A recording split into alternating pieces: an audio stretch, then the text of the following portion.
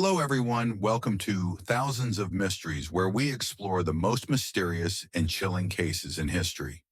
Today, we are traveling to Italy to uncover the case of Yara Gambirasio, a case that seemed to reach a dead end, but was solved thanks to advanced DNA technology.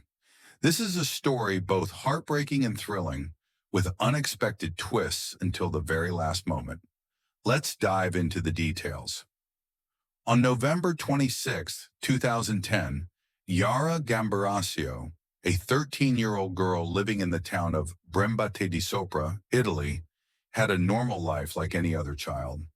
She was a diligent student, passionate about gymnastics, and well-loved by her family and friends.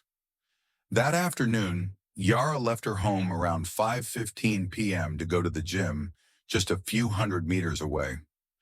She planned to drop off a USB drive for her coach and return home quickly. However, strangely enough, after leaving the gym around 6 p.m., Yara never made it home. Her family grew worried and called her, but there was no answer. They started searching everywhere but found no trace of her.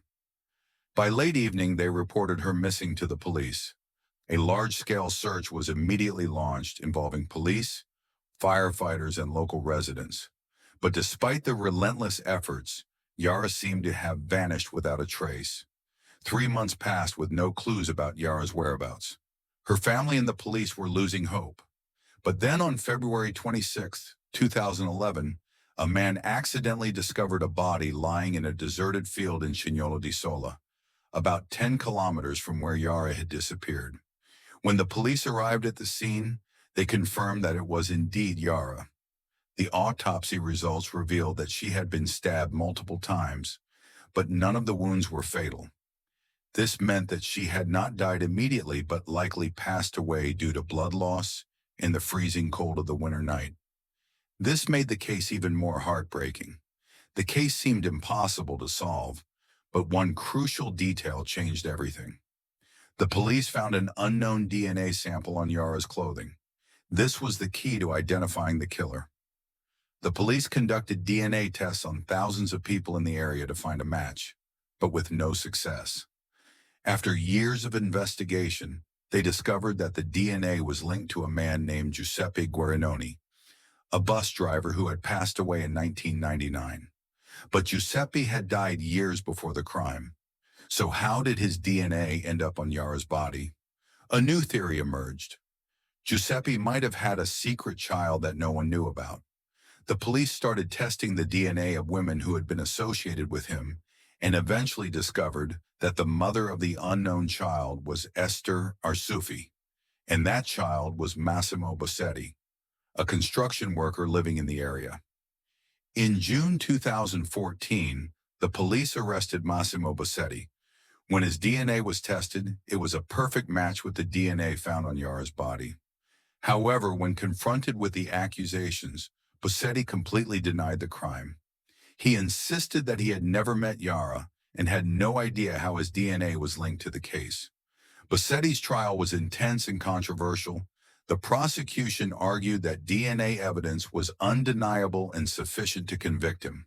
However, the defense argued that there was no motive, no eyewitnesses, and no other physical evidence linking Bossetti to the crime, making the conviction questionable. Despite the debates in 2016, the court sentenced Massimo Bossetti to life imprisonment. He appealed multiple times, but by 2018 the verdict remained unchanged.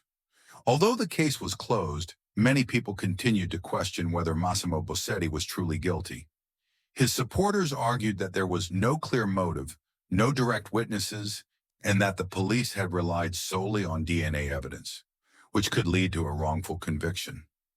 On the other hand, others believed that justice had been served, as DNA is one of the most reliable scientific proofs. Regardless of differing opinions, the case of Yara Gambirasio remains one of Italy's most debated mysteries.